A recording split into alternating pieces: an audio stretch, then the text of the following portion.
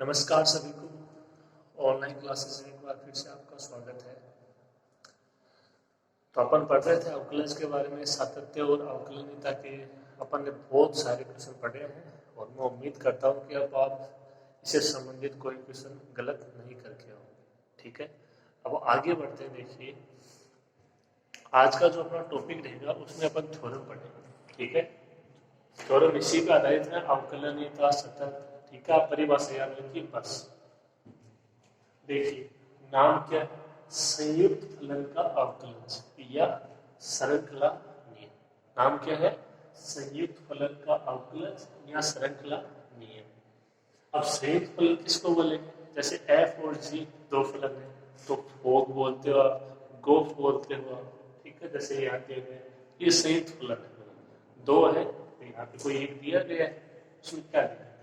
Theorem का statement देखिए, यदि एफ तथा जी ऐसे फलन है कि एफ का परिसर जी के प्रांत में अंतर्विष्ट है। तीन चीजें होती हैं, अगर आपने पढ़ी हो, पारी क्लास में पढ़ी होगी, प्रांत, सहप्रांत, परिसर। जैसे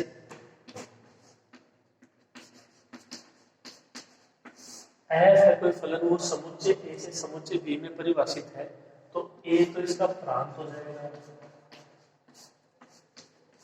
बी है वो इसका सहप्रांत हो जाएगा, और जो परिसर है वो जो फलन डिफाइन किया हुआ है वहां से प्राप्त होगा, किसमें से, सहप्रांत के ही अवयव होंगे, किसमें, परिसर में से। ठीक है, अगर आपने इस प्रकार से अगर कुछ पढ़ा है तो आपको पता चल गया होगा। देखिए क्या कह रहा है कि एफ का परिसर, तो एफ का परिसर वो कहां से प्राप्त होगा, सहप्रांत से प्राप्त होगा, यानी बी से प्राप्त होगा, जी के प्रांत में अंतर्विष्ट है। तो देखिए जी है, ये कह रहा है कि एफ का परिसर यानी जो बी, आप इसको समझ सकते हो कि जो बी हालांकि सह प्रांत है लेकिन जो परिसर है वो सह प्रांत से ही प्राप्त होगा। तो इसका मतलब जी है वो कहां से स्टार्ट होगा, बी से किसी अन्य समुच्चय सी पर। अब जो बी है उसका प्रांत, जो जी है उसका प्रांत क्या हो जाएगा, बी, एफ का परिसर बी। देखिए एफ का परिसर यानी बी, जी के प्रांत में, जी के प्रांत में अंतर्विष्ट है, यानी इसके अवयव इसमें होंगे। ठीक है, इस तरीके से।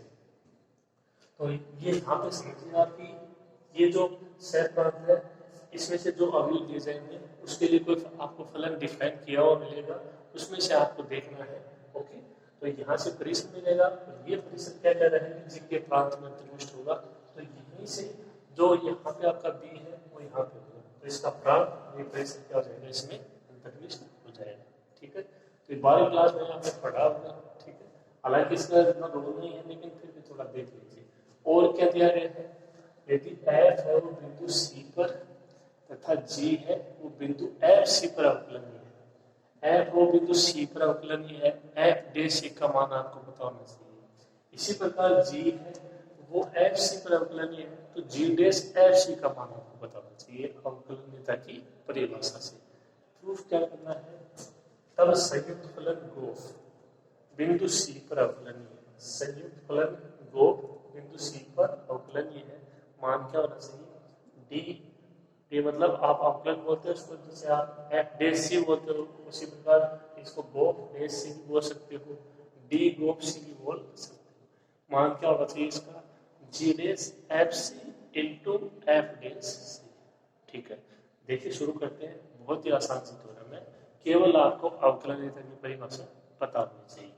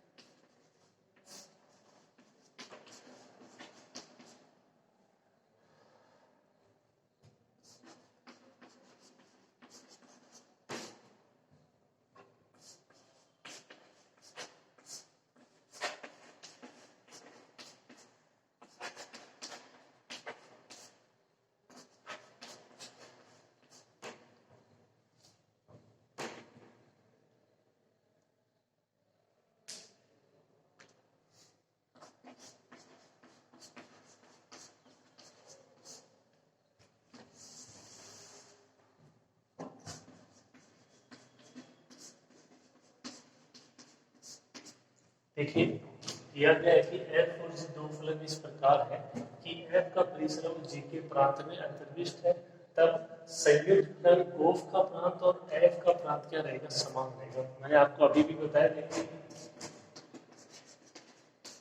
एफ ए से बी में परिभाषित है तो जी है वो बी से सी में परिभाषित होगा। अब यदि अगर बात करें कि हम गोफ की, तो गोफ है वो कहाँ से परिभाषित होगा, ए से सी में परिभाषित हो जाएगा। गोफ की बात करें, गोफ की बात करें तो वो सी से ए में परिभाषित हो जाएगा। ये आपके 12वीं क्लास की बात है, टॉपिक है वहाँ का, आपने पढ़ा होगा प्रांत से प्रांत और परिसर। तो जैसे मैंने क्या कहा था, तब संयुक्त फलन गोफ का प्रांत, तो गोफ का प्रांत क्या है ए, और एफ का प्रांत क्या है ए, ये दोनों क्या होंगे, समान। इसका भी ए है, इसका भी ए, ठीक है।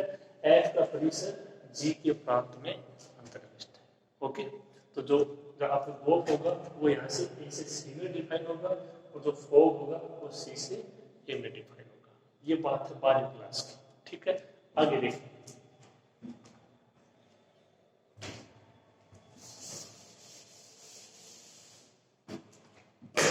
अब देखिए क्या दिया गया है कि बिंदु एफ है वो बिंदु सी पर, अब सॉरी फलन एफ है वो बिंदु सी पर अवकलनीय है।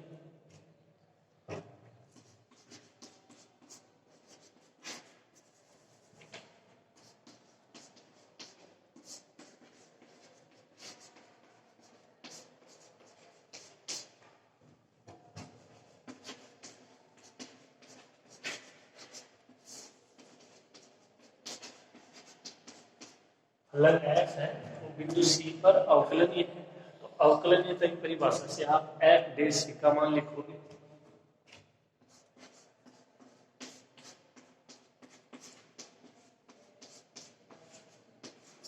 आप इसको डी एफ से भी ले सकते हो प्रत्येक चिन्ह के रूप में। मान क्या होगा,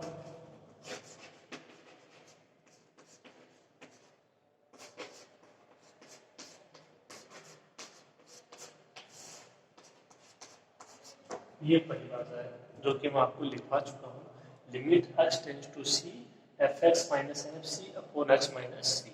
एक और होती है h के रूप में, limit h tends to 0 F C plus H minus F C upon H, ठीक है। तो ये परिभाषा हो जाएगी एफ डैश सी की। अब देखो और दे रखा है कि जी है वो एफ सी पर अवकलनीय है, तो देखो जब एफ सी पर अवकलनीय है तो आपने मान लिखा एफ डैश सी का या डी एफ सी का। अब कह रहा है कि जी, एफ की जगह जी और सी की जगह एफ सी, तो जी डैश एफ सी आप ऐसा बोलोगे, या फिर यहाँ पे बोलोगे डी जी एफ सी, और उसका मान भी आपको लिखना होगा।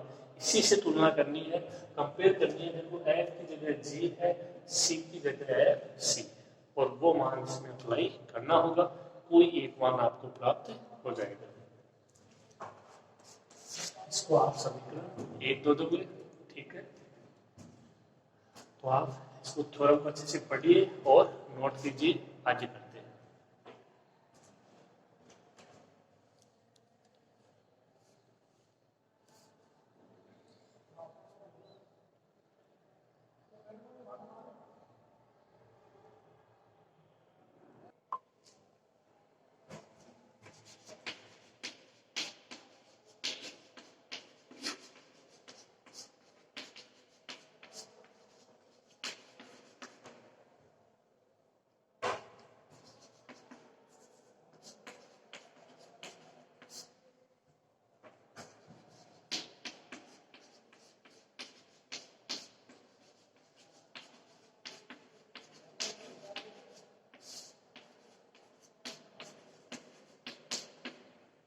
एंड और क्या दिया गया है कि फलन जी है वो एफ सी पर अवकलनीय है। तो जो समीकरण 1 लिखी उसी हिसाब से आपको एक समीकरण और लिखनी है, एफ की जगह जी आ जाएगा और सी की जगह एफ सी आ जाएगा। ओके, देखिए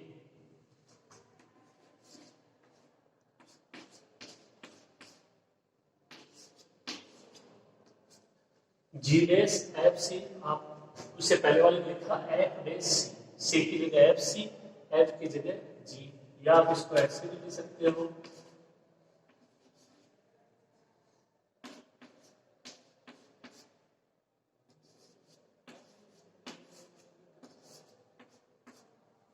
जी एफ सी, तो यहाँ से इसका मतलब जी डैश एफ सी, जैसे उसको लिखा था डी एफ सी, एफ की जगह जी, सी की जगह एफ सी। ओके, खाली प्रतीक है, आपको केवल तुलना करनी है। मान क्या हो जाएगा देखिए,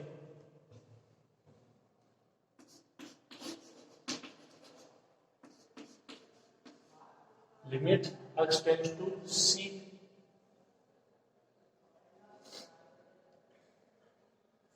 अब यहां पे था एफ एक्स,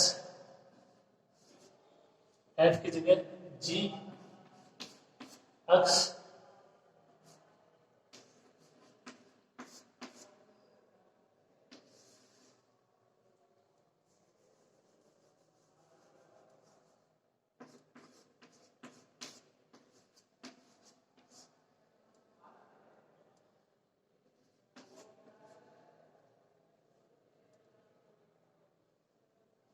जैसे वहां पे देखिए था का F x minus F C, ठीक है, और अपॉन था एक्स माइनस सी, तो यहाँ पे देखिए इसमें चेंज होगा और इसको आपको समझना होगा।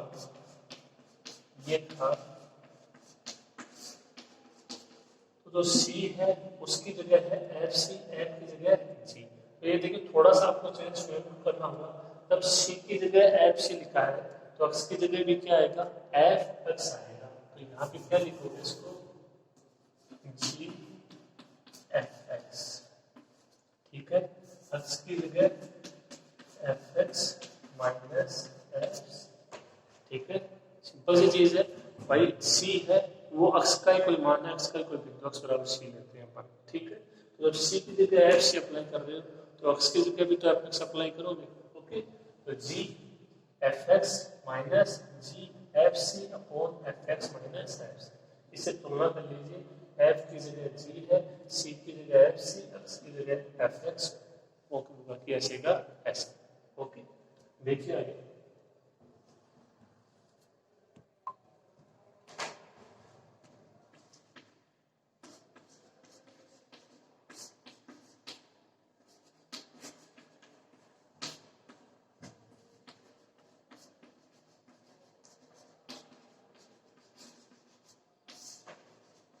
यहाँ पे आपको दिया गया है कि फलन है वो बिंदु सी पर x बराबर सी पर क्या है, अवकलनीय है। और आपको मैंने देखो स्टार्टिंग में थ्योरम करवाई थी कि किसी भी बिंदु पर जो अवकलनीय फलन है वो आवश्यक रूप से सतत होता है, परंतु इसका विलोम का सत्य होना आवश्यक नहीं है। उसके बाद में दो एग्जाम्पल भी कराए थे उसके पर्याप्त प्रतिबंध को प्रूव करने के लिए। उसका स्टेटमेंट क्या था कि किसी भी बिंदु पर अवकलनीय फलन आवश्यक रूप से क्या होगा, सतत होगा, यानी वो अवकलनीय है तो वो सतत आवश्यक रूप से होगा, मतलब वो अवश्य होगा, उसमें कोई भी कंफ्यूज नहीं होना चाहिए। तो एफ है बिंदु सी पर अवकलनीय है, यानी एक्स बराबर सी पर अवकलनीय है, तो वो एक्स बराबर सी पर क्या होगा, सतत भी होगा। ओके, तो ये स्टेप लिखेंगे।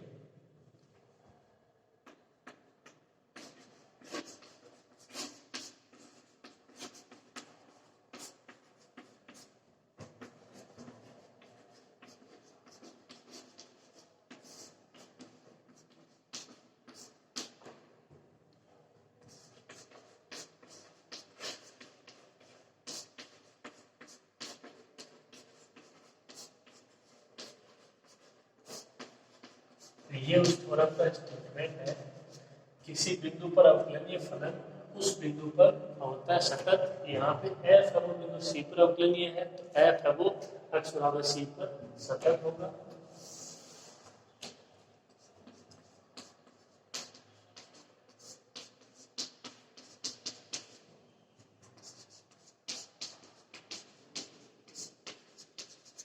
तो फलन एफ है वो एक्स बराबर सी पर सतत है, तो देखिए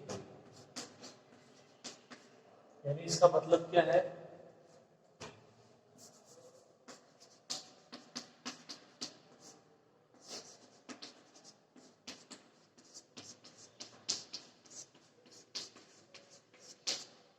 limit x tends to C, F X का मान एफ सी, ये सतत की परिभाषा। देखिए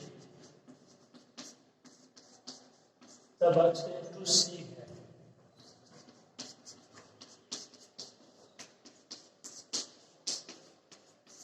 तो एफ एक्स किसमें परिवर्तन हो रहा है, एफ सी में, यानी एक्स है वो सी की ओर अग्रसर है, तो एफ एक्स है वो किसकी ओर अग्रसर हो रहा है, एफ सी की ओर।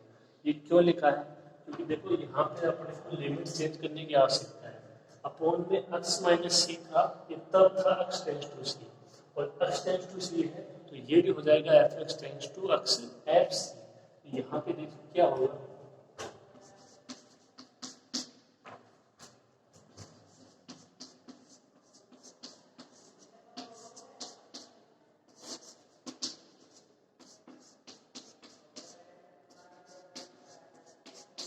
अभी लिमिट चेंज हो जाएगी, F X tends to F C.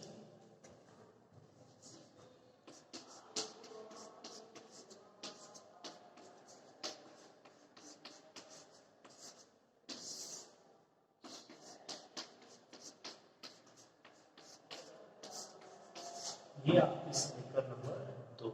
F dash C और जी डैश एफ सी का मान क्या होगा, limit F X tends to F C, क्योंकि जब एक्स टेंस टू सी है तो F X tends to F C हो जाएगा, और बाकी ऐसे का ऐसे, क्योंकि अपोन में मान है वो F x minus F C है, तो यहाँ पे लिमिट है वो एक्स माइनस सी से काम नहीं चलेगा, आपको क्या बनानी होगी, F X tends to F C, और ये होता है सातत्य की परिभाषा से। ओके, आगे देखिए, तो ये दोनों मान होंगे जो आपको दिया गया था।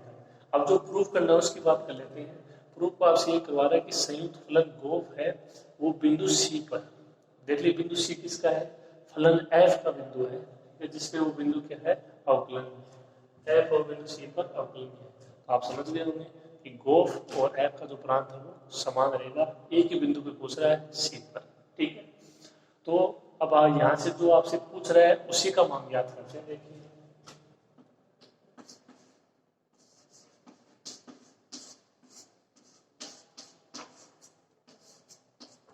इसका मान पूछा है, देखो डी गोफ सी, आप इसको ऐसे बोल सकते हो, गोफ डैश सी,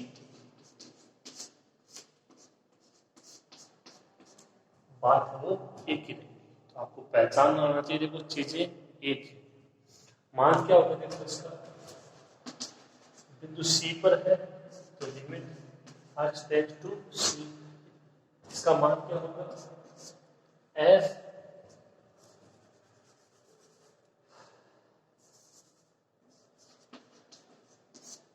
यहाँ पे जो फलन आता है वो गोफ, साथ में अब एक्स टेंड्स टू सी है तो एक्स ही आएगा, अगर F X tends to X होता तो एफ एक्स आ जाता।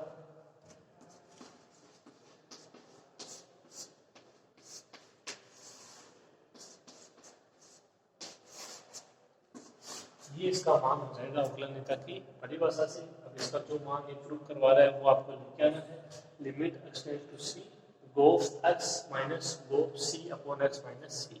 जो आपने समीकरण 1 लिखी है, एफ डैश सी का मान लिखा है, उसमें थोड़ा सा चेंज कर दीजिए, एफ की जगह गोफ, एफ की जगह गोफ और बाकी ऐसे का ऐसे, क्योंकि गोफ और जो फलन एफ है उनका प्रांत समान है, और जो आपको दिया गया है जो बिंदु है वो भी दोनों का समान है, कि एफ भी बिंदु सी पर अवकलनीय है, और प्रूफ ये करवा रहा है कि गोफ भी बिंदु सी पर ही अवकलनीय है, ठीक है।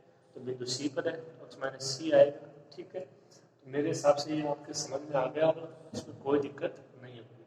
थोड़ा सा और है, लिखिए इसको,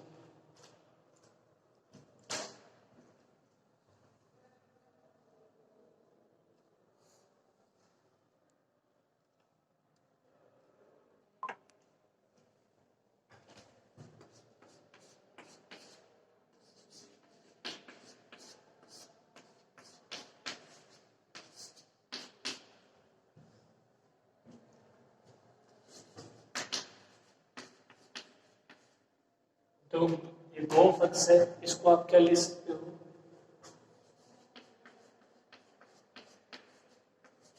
जी एफ एक्स, इसी प्रकार आगे वाले को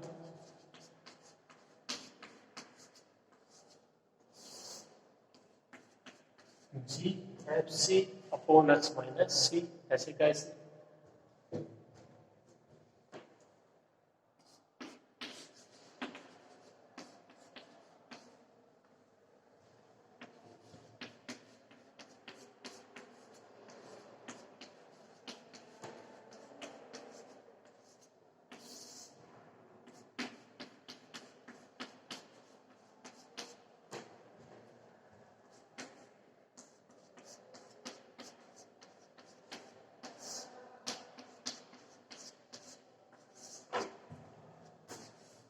अब इसमें देखिए F x minus F C से ऊपर नीचे मल्टीप्लाई किया है, ठीक है, और बाकी ऐसे का ऐसे, ठीक है, आसान सी चीज है। अब इन दोनों की यदि आपने लिमिट अप्लाई करते हो अलग अलग, तो इसकी तो लिमिट यही रह जाएगी x टेंड्स टू c, और इसकी लिमिट क्या हो जाएगी F X tends to F C, अभी भी बता चुके हैं।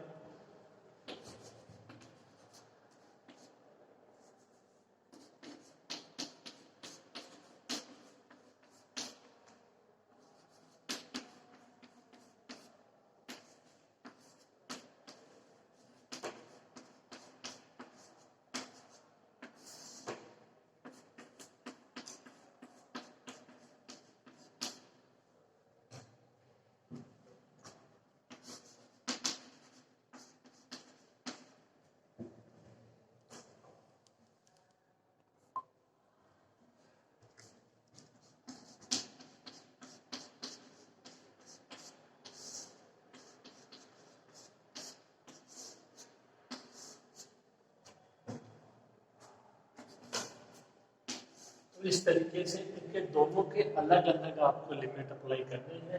इसकी हो जाएगी limit x tends to c, और इसकी हो जाएगी limit F X tends to F C.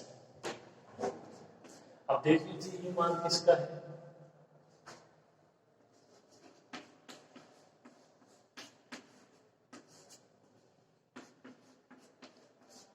ये मान है जी डेस एफ सी का, और ये मान है एफ डेस सी का, समीकरण 1 और समीकरण 2 से।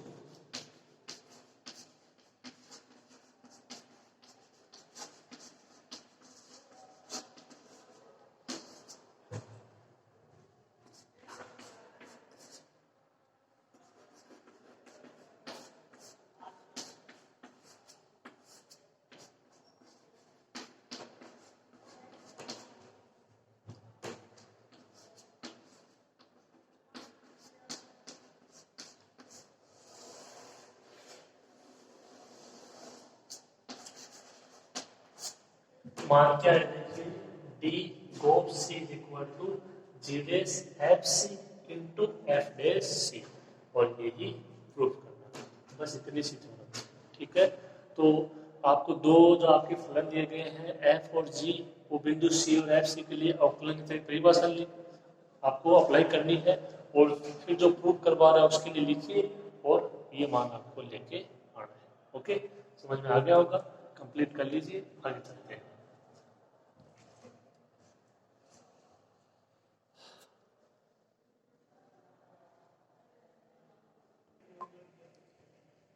अब देखिए अगली थ्योरम भी सेम इसी प्रकार से है, बहुत ही आसान सी थ्योरम है। देखिएगा, प्रतिलोम फलन का अवकलज की बार क्या है, प्रतिलोम फलन का अवकलज, इससे पहले था संयुक्त फलन का अवकलज। तो प्रतिलोम फलन आप जानते हो एफ है, तो उसका प्रतिलोम फलन 1/f। इस तरीके से थ्योरम देखिए, स्टेटमेंट पढ़िए, यदि फलन है तो वो बिंदु सी पर अवकलनीय है, आसानी से आप एफ डे सी का मान लिख दोगे, तथा उसके सामने में एक एक ही है। एक एक की जैसे ये हमारा दो बिंदु है, एफ है बराबर एफ बी, तो ए बराबर बी होता है, ठीक है। क्या होता है, यदि एफ ए बराबर एफ बी हो तो ए बराबर बी, ये कंडीशन होती है एक एक की। ये आप आगे पढ़ोगे, लेकिन अभी यहाँ पे इसका इतना कोई खास रोल है नहीं। आप इतना समझिए कि एफ ए बराबर एफ बी हो, जहाँ पे दो बिंदु हो कोई एक्स के, ए और बी, तो एफ ए बराबर एफ बी, तो इसका मतलब ए और बी भी बराबर, यानी सिंपल सी बात कि ये दो अवयव लिए आपने, उनके आपके प्रतिबिंब या प्रतिचित्रण बराबर है, तो वो अवयव भी क्या होंगे, बराबर होंगे। तो f का प्रतिलोम फलन g, f का प्रतिलोम फलन g, इसका मतलब f का प्रतिलोम फलन g है, तो इसका मतलब g का मान है 1/f, ठीक है। यानी आप समझ सकते हो कि फॉर या ग्रोथ करते हो तो मान आएगा i, तस्मत एफ सी पर अवकलनीय होगा, तथा प्रूफ क्या करना है, G dash F C equal to 1/f dash C, जहाँ F dash C not equal to 0, ये सही बात है, इसका मान 0 नहीं हो सकता, इन्फिनिटी हो जाएगा ये, तो ये आपको प्रूफ करना है, ठीक है। तो जी है वो एफ सी पर अवकलनीय है, अवकलनीय परिभाषा अप्लाई करेंगे, ये मान आना चाहिए, ठीक है। देखिए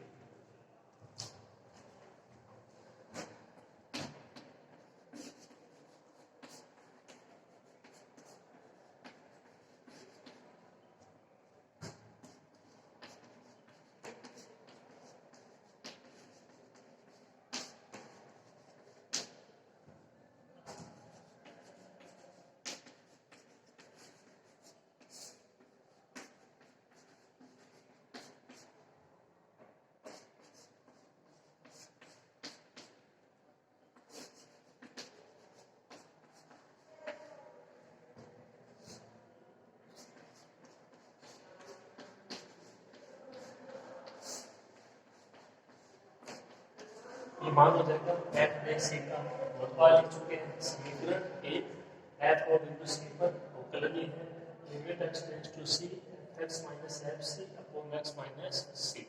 ठीक है, आगे देखिए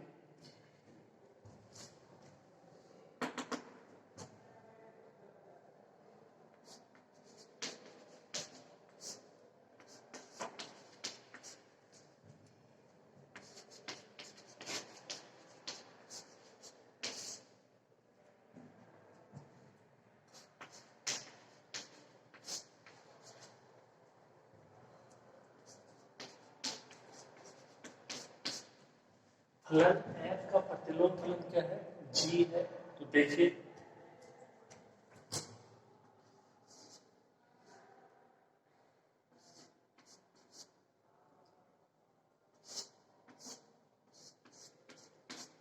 ग्रोथ एक्स ये भाग पर बिंदु है एक्स। ठीक है, यहाँ पे आप मान ले सकते हो सी इस तरीके से। तो गो फक्स का मान क्या होगा तो देखो एफ है एफ का प्रतिलोम फलन है जी।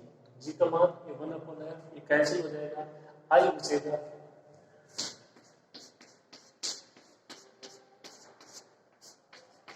यानी मान बचेगा एक्स। कहने का मतलब है कि जो जी है उससे एफ कैंसिल हो जाएगा या एफ से जी कैंसिल हो जाएगा मान क्या बचेगा केवल एक्स बचेगा। ठीक है, जहाँ पे जो जी गोफ है उसका मान क्या हो जाएगा आई।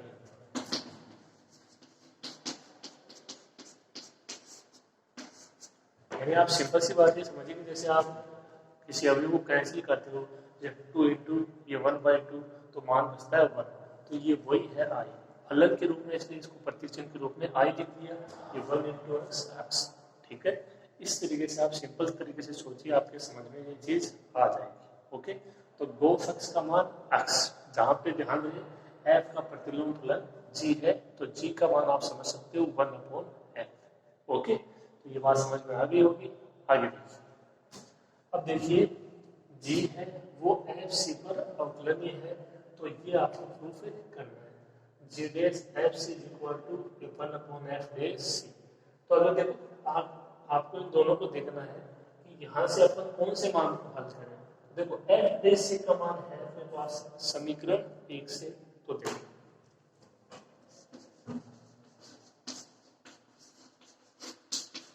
समीकरण एक से एफ डैश सी का मान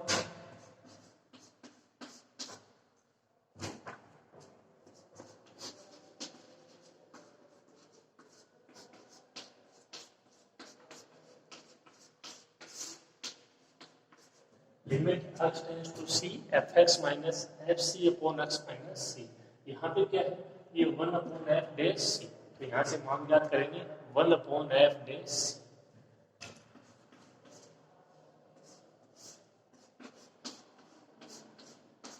तो इसका क्या मान होगा देखिए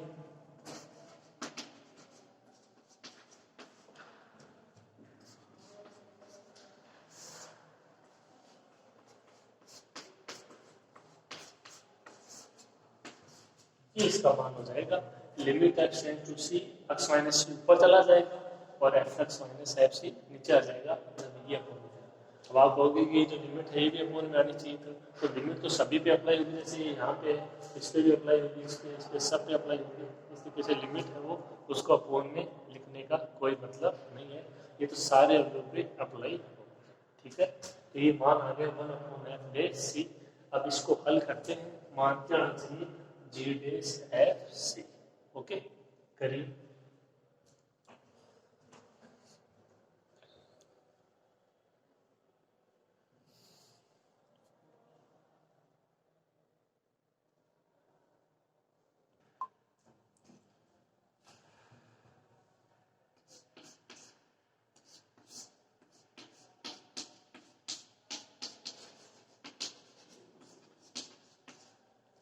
अब देखिए अक्स है तो अक्स के लिए कौन सा मान रख सकते हो समीकरण 2 से देखिए अक्स का मान है गो एक्स तो उसकी जगह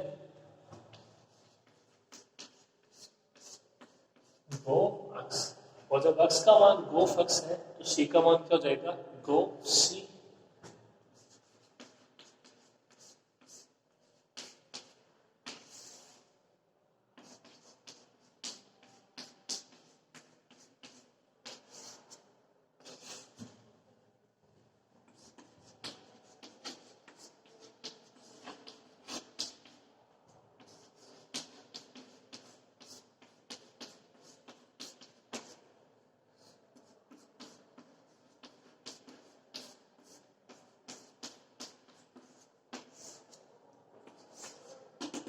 ये इसका कारण समीकरण 2 से गोफ एक्स का मान एक्स है, तो सी है वो एक्स का ही कोई बिंदु है, तो गोफ सी का मान सी, तो जो सी है उसकी जगह गोफ सी, एक्स की जगह गोफ x upon F x minus x. ठीक है इतना। आगे देखिए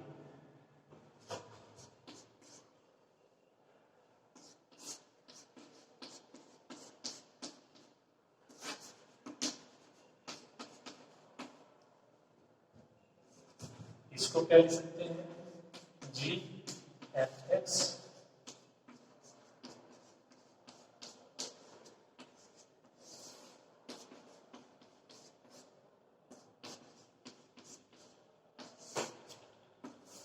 इसको जी एफ एक्स, ये g F C upon F x minus है सी।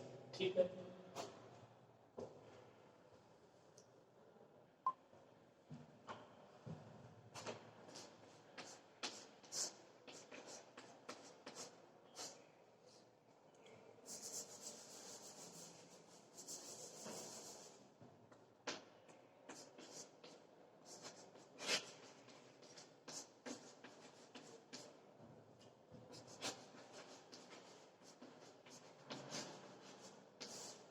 अभी देखो दिया गया आपको कि फलन एफ है वो बिंदु सी पर अवकलनीय है, और इससे पहले वाले थ्योरम में अपने काम में लिया है कि प्रत्येक अवकलनीय फलन है उसके वो किसी बिंदु पर उस बिंदु पर सतत होता है।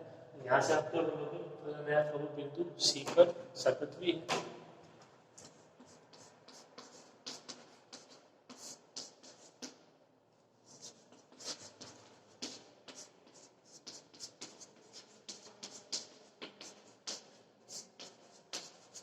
और सतत है, इसका मतलब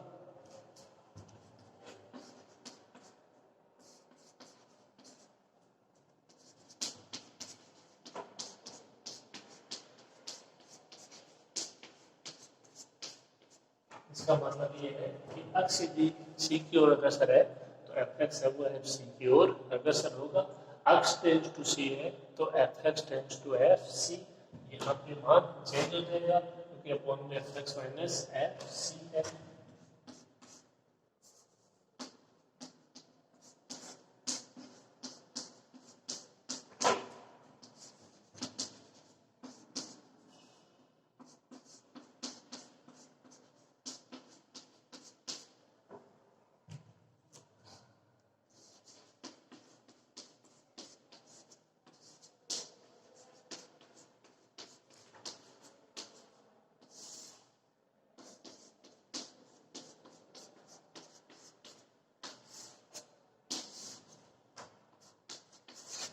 इसको आप समीकरण 3 दे सकते हो। 1 अपॉन एफ डे सी का मान आ गया limit F X tends to F C G F x minus G F C upon F x minus F C. Okay,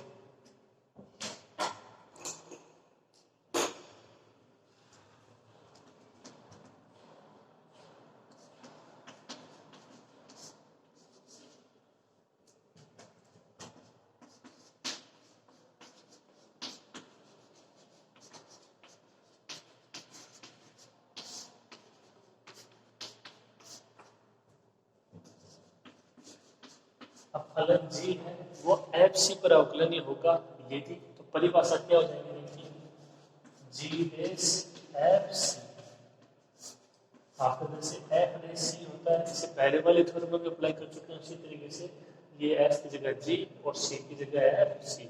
F वो सी पर था, जी है वो एफ सी पर।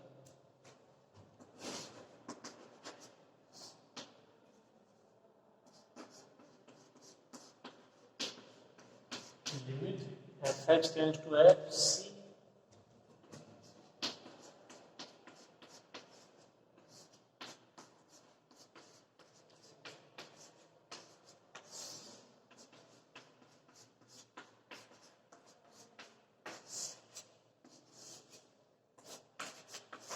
मान क्या हो जाएगा, limit F X tends to F C G F x minus G F C upon F x minus F C.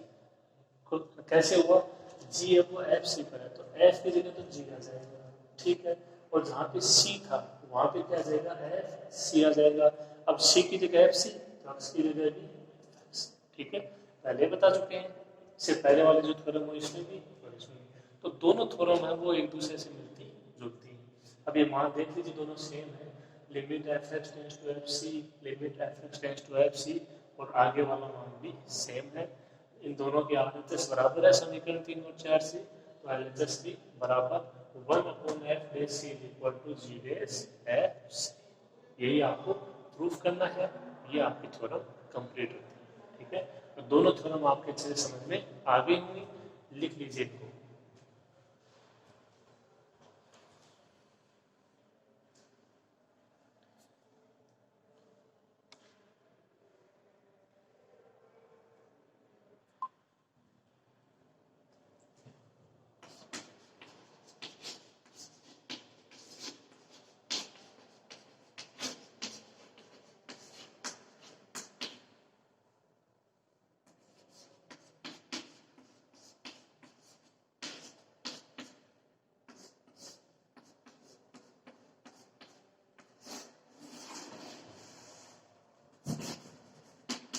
समीकरण 3 और 4 से जी डेश एफ सी का मान बराबर हो जाएगा 1/f(c) के। यही आपको प्रूफ करना है। आसान आसान थी दोनों थ्योरम, आपको अच्छे से क्लियर हो गई होंगी। बस एफ डैश सी का मान लिखिए, जो प्रूफ करना है उसमें थोड़ा सा ध्यान दे दीजिए कि कौन सा मान आपके पास है। तो कौन सा मान है, एफ डैश सी का मान है, वो लिख लिया, इसका उल्टा कर दिया, इसको व्युत्क्रमानुपाती बना लिया, तो यहाँ पे जो यूनिट चेंज हो जाएंगे। अब थोड़ा सा नया ये है कि f का जो प्रतिलोम फलन g है, तो फोग और गोफ है उनका मान होता है i, यानी आप समझ सकते हो मान, और 1 को अक्ष से मल्टीप्लाई करोगे अक्ष से आएगा, यानी गोफ अक्ष का मान क्या रहेगा, अक्ष रहेगा। तब f का प्रतिलोम फलन क्या है, g, और ये चीज आपके आई भी होगी, तो उसका यहाँ पे यूज करना है। अक्ष की जगह मान रखिए, c की जगह मान रखिए, बाकी तो ये डेश एफ सी की परिभाषा आप अप्लाई कर ही दोगे। बस ऐसे भी ध्यान रखना, इसमें आप कंफ्यूज हो सकता है, क्योंकि सी की जगह तो एफ सी अप्लाई हो जाएगा, लेकिन अक्ष की जगह भी आपको क्या अप्लाई करना है, एफ एक्स अप्लाई करना है। ठीक है, क्योंकि सी है वो अक्ष का ही कोई ना कोई बिंदु है। ठीक है, तो आज की क्लास में इतना ही। आप इन दोनों थ्योरम को अच्छे से पढ़ना, आसान आसान है, आराम से हो जाएगा। ठीक है, आज के लिए इतना ही, बाकी नेक्स्ट क्लास में।